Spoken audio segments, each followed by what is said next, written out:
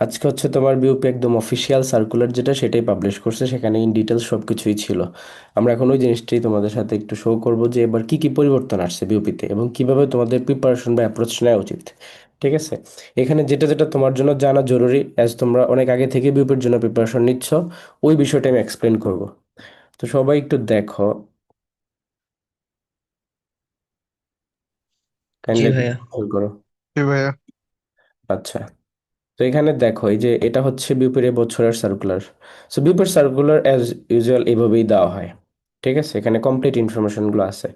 তো আমরা এখানে কথা বলবো বিউপির F A double S faculty নিয়ে, তারপর হলো এফ বিএস ফ্যাকাল্টি নিয়ে, এরপর হলো তোমার BUP F triple S faculty নিয়ে। এই তিনটা ফ্যাকাল্টি নিয়ে আমরা এখানে কথা বলবো, আর বাকি ইউনিটগুলো নিয়ে আমরা কথা বলবো না। সো দেখো এখন যে ফার্স্টে কি বলা হয়েছে, এখানে তোমার বিউপি সম্পর্কে কিছু পরিচিতি, লাইক তোমরা মানে পরীক্ষা দিতে পারবা for honours engineering IC CSC 2 years master programme etcetera. এবং এখানে দেখো যারা পাশ করছে 2024-25 আর eligible to apply for bachelor programme, fine.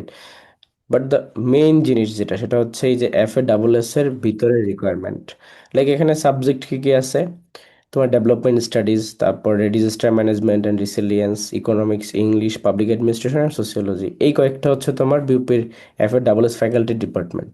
So এখানে কারা মানে তোমরা যারা পরীক্ষা দিবা তোমাদের রিকোয়ারমেন্টও দেখো অনেক কম রাখা হয়েছে, এজ এই বছর পরীক্ষার রেজাল্ট অনেক মানে কম কম আসছে সকল স্টুডেন্টের, দ্যাটস এ রিকোয়ারমেন্ট অনেক কম। লাইক যারা হচ্ছে সায়েন্স গ্রুপ থেকে তাদের টোটাল চাইছে হচ্ছে 8, যারা বিজনেস স্টাডিজ থেকে তাদের 8, এবং যারা হিউম্যানিটিজ গ্রুপ থেকে তাদের হচ্ছে 7.50। মানে খুবই কম কম একটা মার্ক চাওয়া হয়েছে।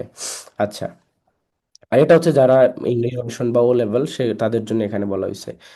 আরেকটা বিষয় যেটা সেটা হচ্ছে এই যে তোমার candidates will have to sit for a written test, MCQ of 100 marks, the mark distribution is as follows. তো এই জায়গাটা তোমরা একটু বোঝার ট্রাই করো এবং ইটস ইম্পর্ট্যান্ট। এখানে খেয়াল করো, এফ এ ডাবল এস ফ্যাকাল্টিতে তোমাদের কোশ্চেন আসতেছে ইংলিশ থেকে 40, জিকে থেকে 40 এবং বাংলা থেকে 20। এর জন্য হাতের তালুতে লিখবে 258। আচ্ছা, দেখো আমি পড়াচ্ছি এর মধ্যে আবার আরেকজন আরেক জায়গায় পড়াইতেছে। এনিওয়ে, দেখো ইংলিশ হচ্ছে 40, জিকে হচ্ছে 40, আর বাংলা হচ্ছে 20। সেটা কি ইমপ্লাই করতেছে যে তোমাদের বাংলার উপর মার্ক ডিস্ট্রিবিউশন অনেক কম, বাট ইংলিশ এবং জিকের মধ্যে অনেক বেশি।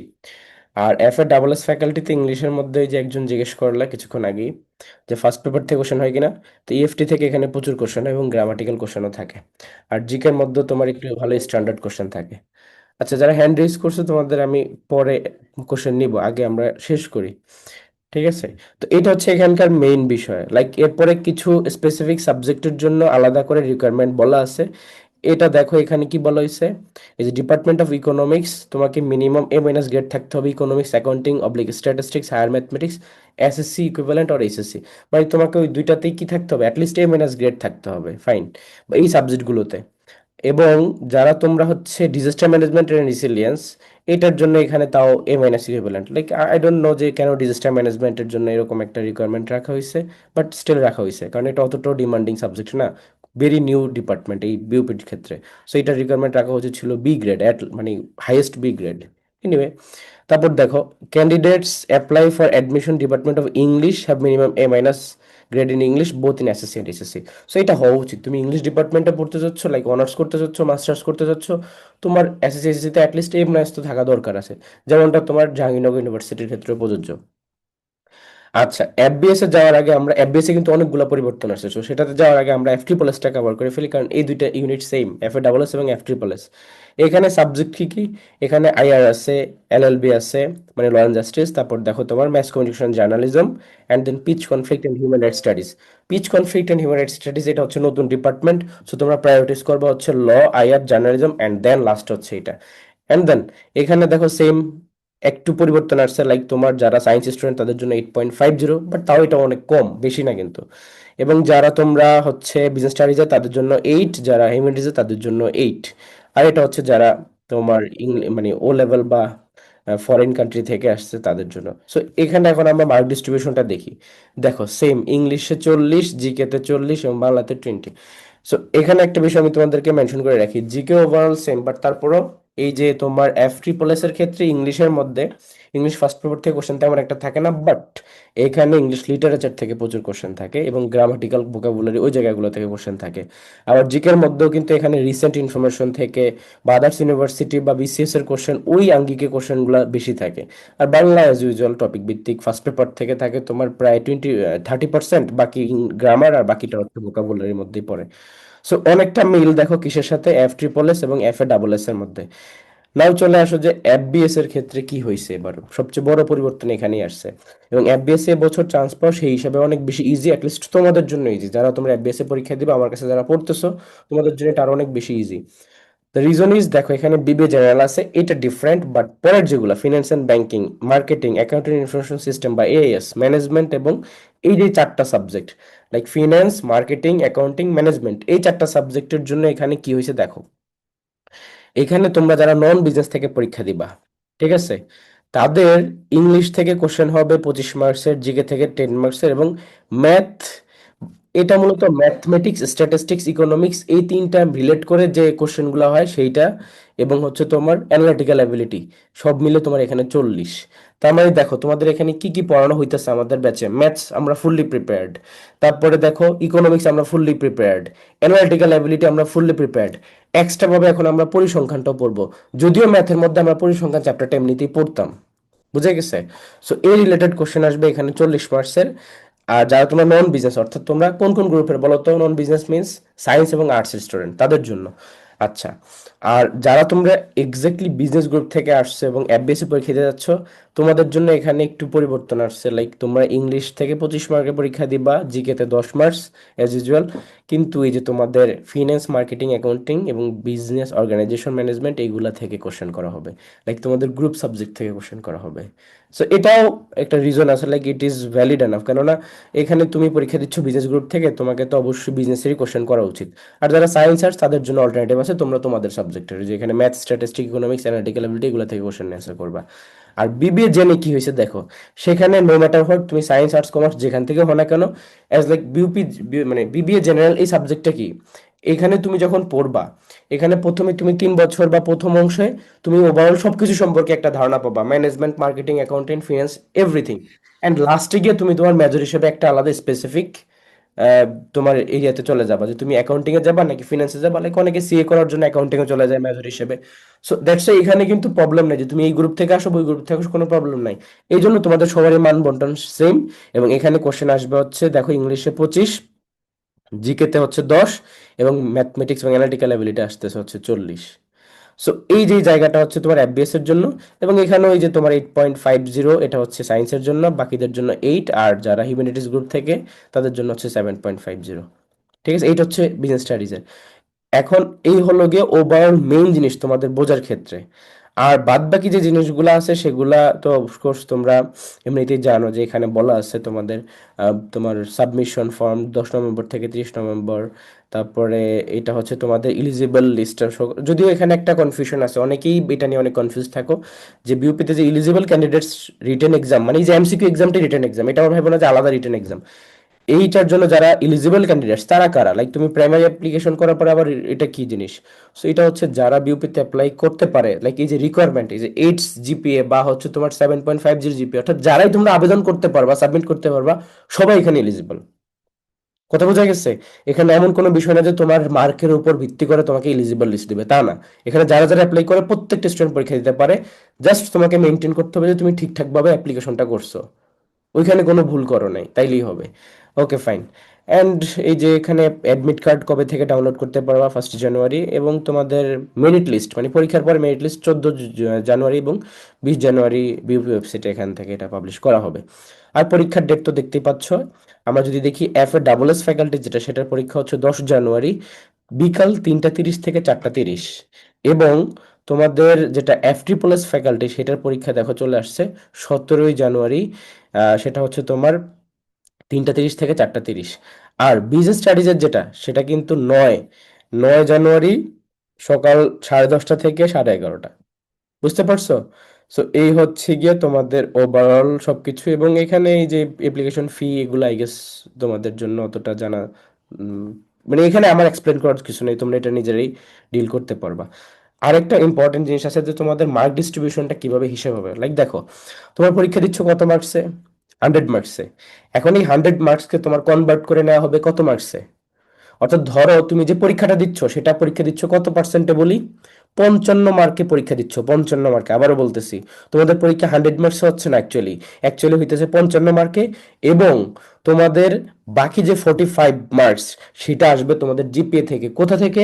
এসএসসি থেকে 20%, এইচএসসি থেকে 20%।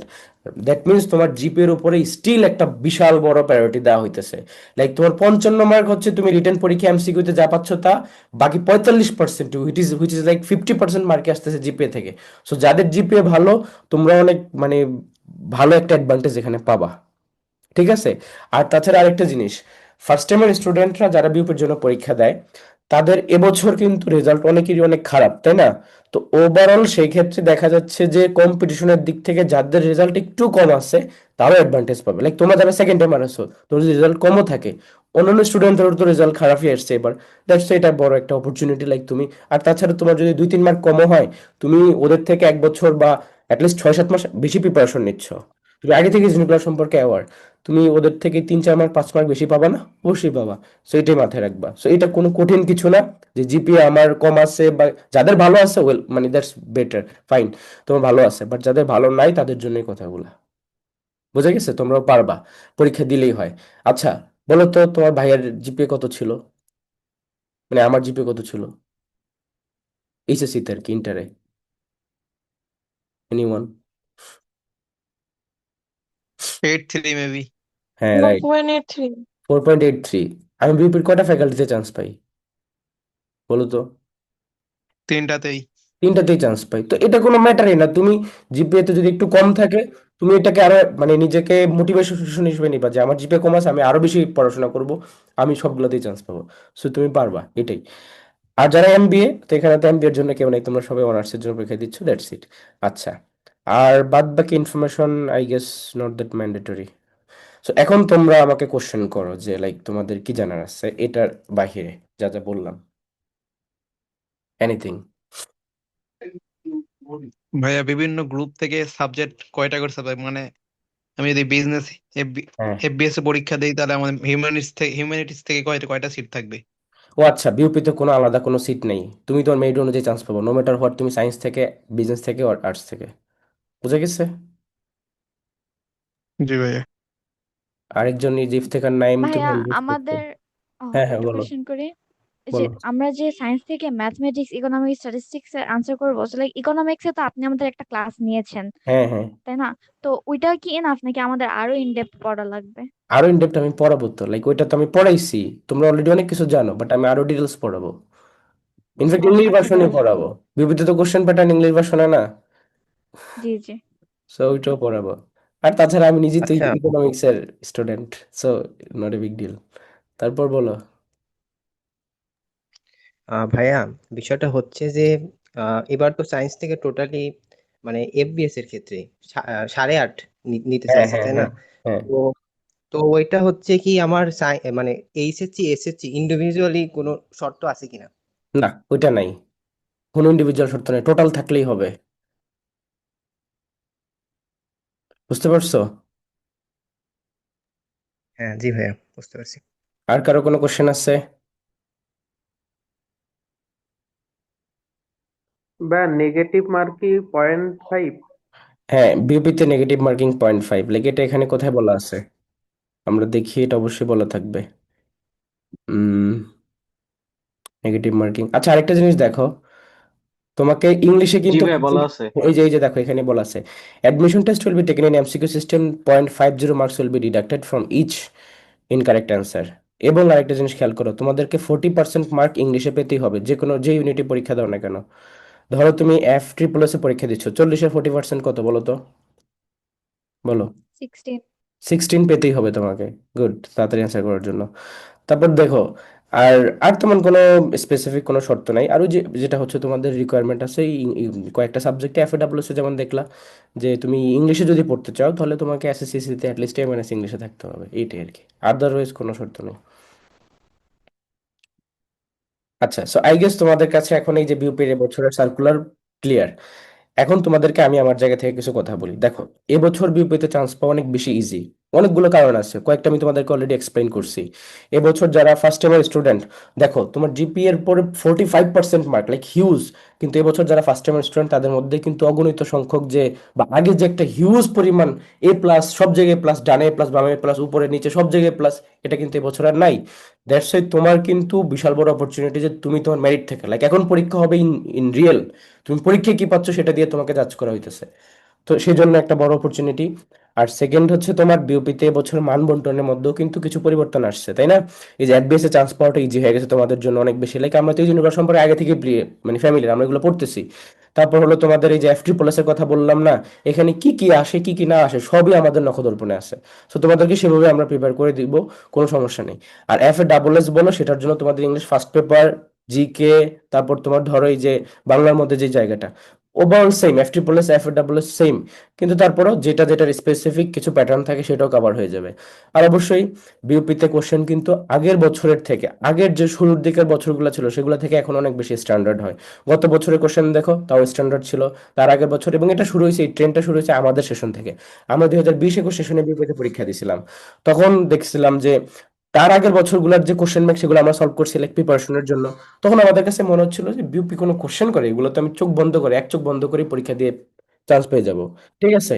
বাট ইন রিয়েলিটি আমরা যখন পরীক্ষা দিতে গেছি আমাদের বছর থেকে দেখলাম যে বিউপির কোশ্চেনের প্যাটার্ন আসলে অনেক স্ট্যান্ডার্ড হয়েছে, এবং পরের বছর, তারপরের বছর আরো স্ট্যান্ডার্ড হয়েছে। এবং লাস্ট ইয়ার তো তোমরা নিজেরাও পরীক্ষা দিছো যারা সম্ভবত তখন ক্র্যাক করতে পারো নাই। বাট এবছর তোমাকে তার মানে কি করতে হবে, আরো বেটার একটা প্রিপারেশন নিতে হবে। আর তাছাড়া আরেকটা তো অ্যাডভান্টেজ আছে, যেহেতু ওভারঅল রেজাল্ট খারাপ হয়েছে বাংলাদেশের এইচএসসি, মানে ইয়েতে, সেটার কারণে হয়তো কোশ্চেনের মধ্যে কিছুটা হলেও মানে ইজি কোশ্চেন থাকতে পারে। বাট এটাকে আমরা ধরবই না, লাইক আমরা প্রিপারেশনে সেইভাবেই প্রিপারেশন নিব যাতে করে আমাদের কঠিনটাও হয়ে যায়। ওকে, এইটা আর কি একটু সবাই মাথায় রাখবা। আর এইভাবে শুরু থেকে যদি শেষ পর্যন্ত তোমরা মানে ট্রাই করো, বিউপি কোনো বিষয় না। লাইক বিউপি হচ্ছে বাংলাদেশের মধ্যে, আমি মনে করি যে যারা সেকেন্ড টাইমার আছো তারা তো মানে ঢাকার মধ্যে থাকতে চাও বিউপিতে, এবং জাহাঙ্গীরনগর তোমাদের option. So BUP one of the best university, যেখান থেকে তুমি অনার্স পার্সু করে তুমি ফিউচারে ভালো জায়গায় যেতে পারো। আর তাছাড়া ঢাকার মধ্যে থাকা মানে হচ্ছে তুমি লাইফে একটা লেভেল অন্যদের থেকে আগে আসো, এটা সব সময়ের জন্যই সত্য। তুমি অন্য কোথাও থাকো, তুমি কমপক্ষে হলো 2-3 বছর পিছিয়ে থাকবা অন্যান্য স্টুডেন্টের থেকে, বাট ঢাকাতে থাকার কারণে এটা তুমি অনেক আগে থাকতে পারবা। আর তাছাড়া বিউপি অনেক ভালো করতেছে, রিসেন্ট ইয়ার গুলোতে যদি দেখো বিউপি অনেক ভালো করতেছে। সো হোয়াই নট আমরা এখানে গিয়ে আমাদের অনার্সটা পার্সু করবো। তো এটাই আর কি, ভালোভাবে প্রিপারেশনটা নাও,